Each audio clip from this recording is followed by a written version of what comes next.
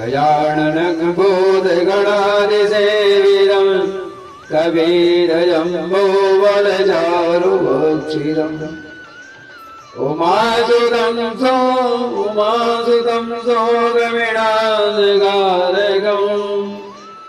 नमामि विघ्नेश्वरपादपङ्कजम् या कुन्देन्दुदुधार्यारिधवलाया सौप्रवस्त्रावृता या वीणावरदण्डमण्डितकरा या श्वेतपद्मासना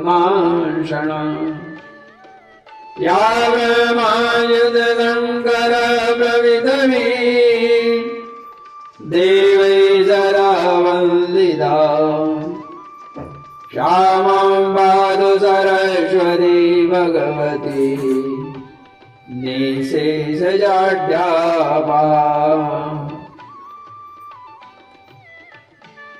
ॐ हरि ओम्। प्रथमखण्डस्य प्रथमस्कन्धे अतः त्रयोदशोऽध्याय विदुर जी के उपदेश से धृतराष्ट्र गांधारी का वन में जाना। सुत जी कहते हैं, विदुर जी तीर्थ यात्रा में महर्षि मैत्रेय से आत्मा का ज्ञान प्राप्त करके हस्तिनापुर आए। उन्हें जो कुछ जानने की इच्छा थी वह पूर्ण हो गई थी, विदुर जी ने मैत्रेय ऋषि से जितने भी प्रश्न किए थे उनका उत्तर सुनने के पहले ही श्री कृष्ण में अनन्य भक्ति हो जाने के कारण वे उत्तर सुनने से उपराम हो गए। शौनक जी अपने चाचा विदुर की को आया देखकर धर्मराज युधिष्ठिर, उनके चारों भाई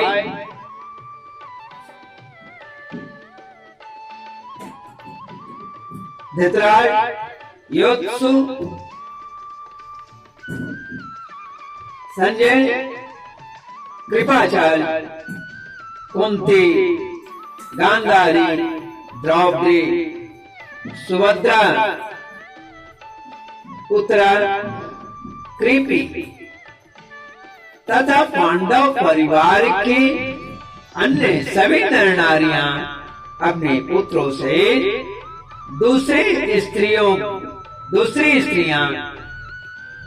सब के सब बड़ी प्रसन्नता से मानो मृत शरीर में प्राण आ गया हो ऐसा अनुभव करते हुए उनकी अगवानी के लिए सामने गए। यथायोग जो जैसा था आलिंगन और प्रणाम आदि के द्वारा सब मिलकर सबने प्रेम के आंसू बहाए।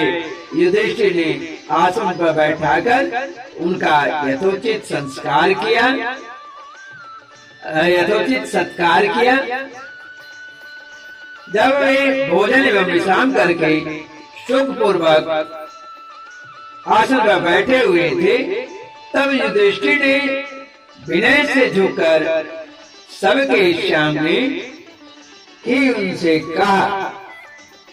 युधिष्ठिर ने कहा, चाचा जी, जैसे पक्षी अपने अंडों को पंखों की छाया के नीचे रखकर उन्हें सेते और चुराते हैं, वैसे ही आपने अत्यंत वात्सल्यता से अपने कर कमलों की छाया में हम लोगों को पाला पोसा है।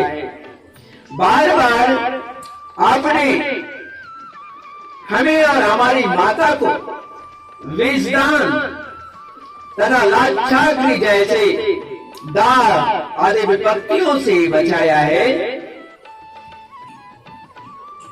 क्या आप कभी हम लोगों की भी याद करते रहते हैं?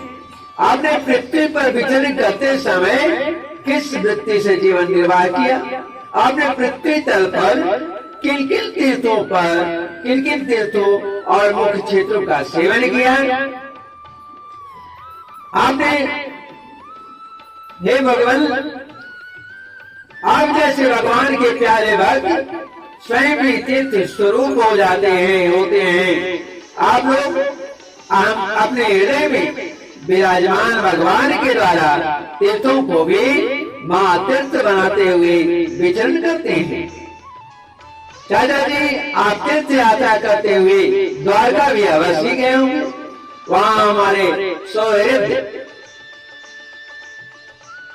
एवं भाई बंधु यादव लोग, जिनके एकमात्र आराध्य देव श्री कृष्ण हैं, अपनी नगरी में सुख से तो है ना। आपने यदि जाकर देखा नहीं होगा तो सुना तो अवश्य होगा। युधिष्ठिर के प्रश्न पर विदुर जी ने तीर्थों और यदुवंशियों के संबंध में जो कुछ देखा, सुना और अनुभव किया था, सब क्रम से बतला दिया। केवल यदुवंशियों के विनाश का बात नहीं कही। करुण हृदय विदुर जी पांडवों को दुखी नहीं देख सकते थे, इसलिए उन्होंने यह अप्रिय एवं असह्य घटना पांडवों को नहीं सुनाई, क्योंकि वह तो स्वयं ही प्रकट होने वाली थी। पांडव विदुर जी का देवता के समान सेवा सत्कार करते थे। वे कुछ दिनों तक अपने बड़े भाई धृतराष्ट्र के कल्याण कामना से सब लोगों को प्रसन्न करते हुए सुखपूर्वक हस्तिनापुर में रहे। विदुर जी तो साक्षात धर्मराज थे। मांडव ऋषि के श्राप से ये 100 वर्ष के लिए शूद्र बन गए थे। इतने दिनों तक यमराज के पद पर अरिमा थे और वही पापियों को उचित दंड देते थे। राज्य प्राप्त हो जाने पर अपने लोकपाल की भाइयों के साथ राजा जलेशे वंशधर परीक्षित को देकर अपनी अतुल संपत्ति से आनंदित रहने लगे। अपने वंशधर परीक्षित को देकर अपने अतुल संपत्ति से आनंदित रहने लगे। इस प्रकार पांडव गृहस्थ आश्रम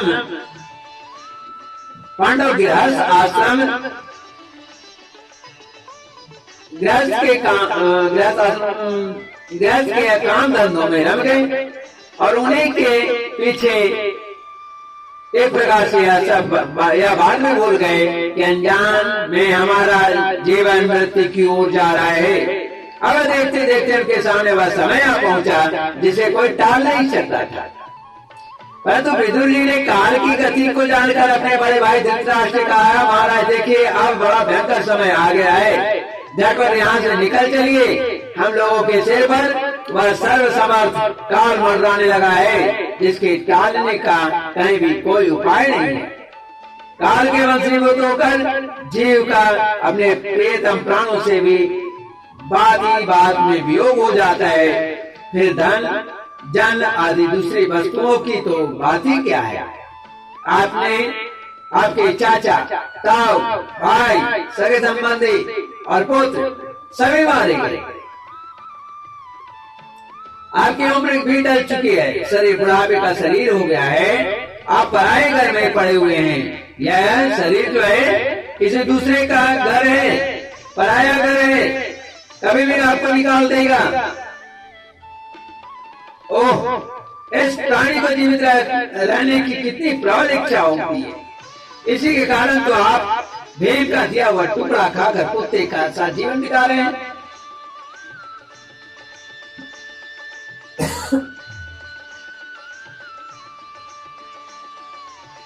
जिनको आपने आग में जलाने की चेष्टा की थी, विष देकर मार डालना चाहा, भारी सभा में जिन विवाहिता की पत्नी को अपमानित किया, जिनके भूमि छीन लिए, उन्हीं के अन्य से पले हुए प्राणों को रखने में क्या गौरव है।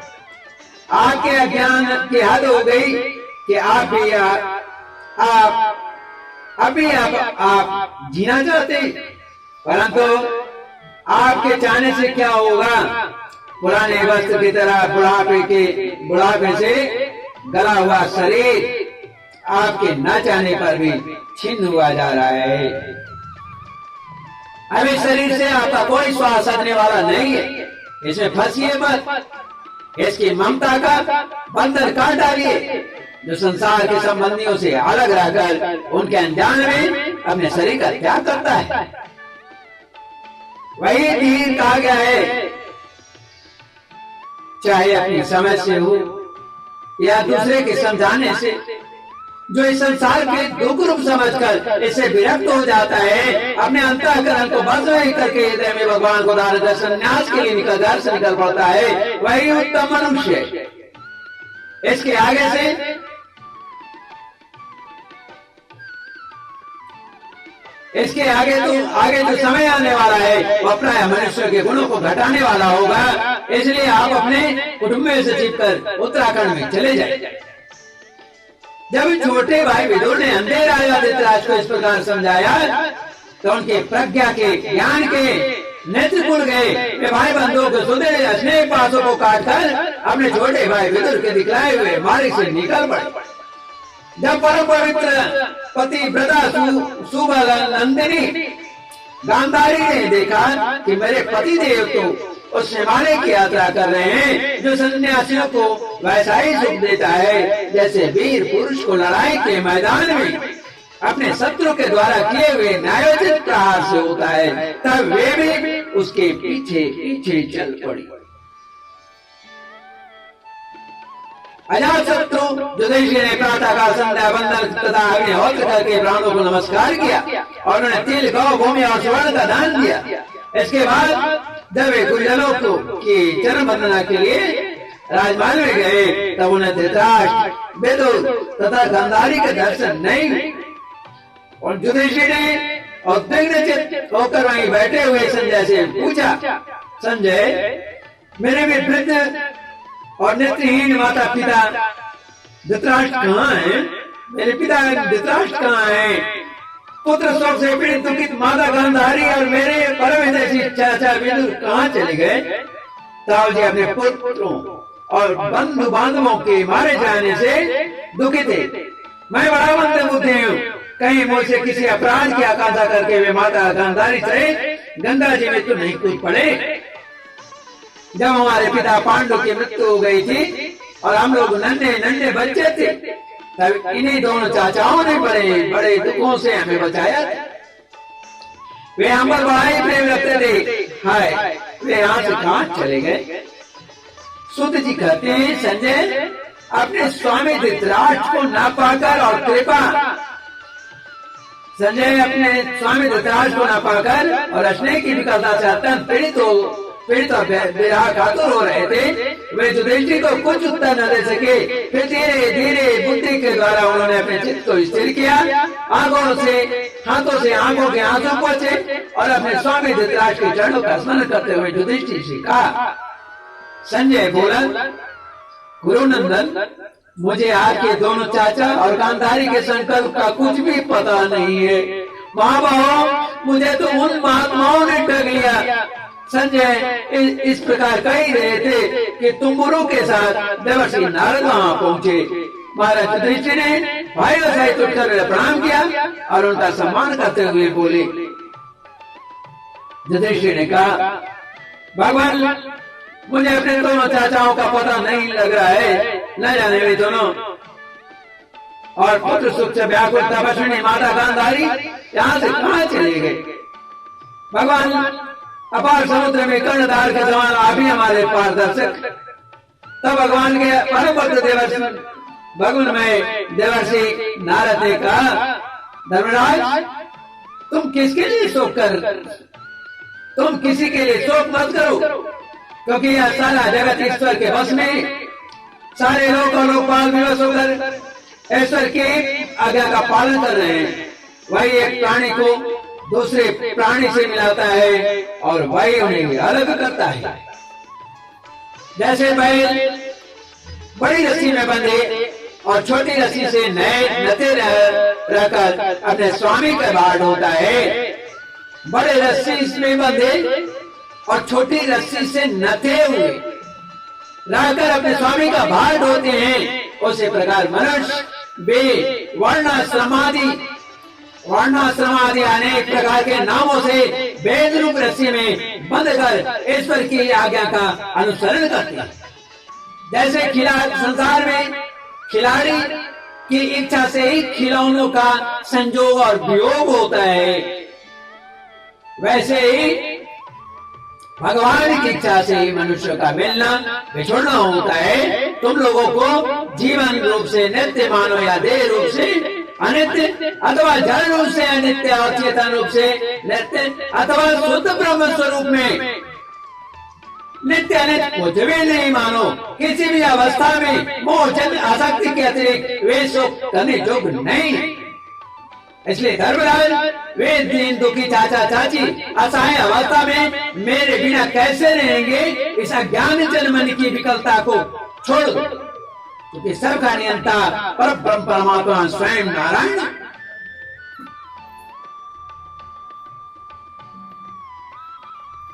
यह पांच भौतिक शरीर काल कर्म और गुणों के वश में अजगर के मुंह में पड़े हुए पुरुष के समान या पराधीन शरीर दूसरों की रक्षा ही क्या कर सकता है? हाथ वालों के बिना हाथ वाले, चार पैर वाले पशुओं के बिना पैर वाले, यानी तृणादि खाने वाले, और उनमें भी बड़े बड़े जीवों के छोटे जीव आ रहे हैं। इस प्रकार एक जीव दूसरे जीव के जीवन का कारण हो रहा है। इस समस्त रूपों में जीवों के बाहर और भीतर वही एक स्वयं प्रकाश भगवान जो संपूर्ण आत्माओं की आत्मा है, माया के द्वारा अनेकों प्रकार से प्रकट हो रहे हैं। तुम केवल उन्हीं को देखो। महाराज, समस्त प्राणियों को जीवन दान देने वाले वे भगवान इस समय पृथ्वी तल पर देवद्रोहियों का नाश करने के लिए काल रूप से अवतीर्ण हुए हैं। अब वे देवताओं का कार्य पूरा कर चुके हैं। थोड़ा सा समय और शेष है, उसी के लिए वे रुके हुए हैं। जब तक वे प्रभु यहाँ आए तब तक तुम लोग भी उनकी प्रतीक्षा करते रहो। धन्यवाद। हिमालय के दक्षिण भाग में जहाँ सप्तर्षियों की प्रसन्नता के लिए गंगा जी ने अलग अलग 7 धाराओं के रूप में अपने को 7 भागों में विभक्त कर दिया है, जिसे सप्त स्रोत कहते हैं, वही ऋषियों के आश्रम पर धृतराष्ट्र अपनी पत्नी गांधारी और विदुर के साथ गए हैं। वे त्रिकाल स्नान यानी 3 समय का स्नान सुबह दोपहर और शाम विधि पूर्वक अग्निहोत्र करते हैं। अब उनके चित्त में किसी प्रकार की कामना नहीं है, कोई मोह नहीं है, कोई क्लेश नहीं है। वे केवल जल पीकर शांत चित्त से निवास करते हैं। आसन जीतकर प्राणों को बस में करके उन्होंने अपने 6 इंद्रियों को विषयों से हटा दिया है, विषयों से लौटा दिया है। भगवान की धारणा से उनके तमोगुण, रजोगुण और सत्वगुण के मोह मल नष्ट हो चुके हैं। उन्होंने अहंकार के बुद्धि के साथ जोड़कर उसे चित्रक आत्मा में लीन करके उसे भी महाकाश में घराकाश के समान सर्वाधिष्ठान में ब्रह्म में एक कर दिया है।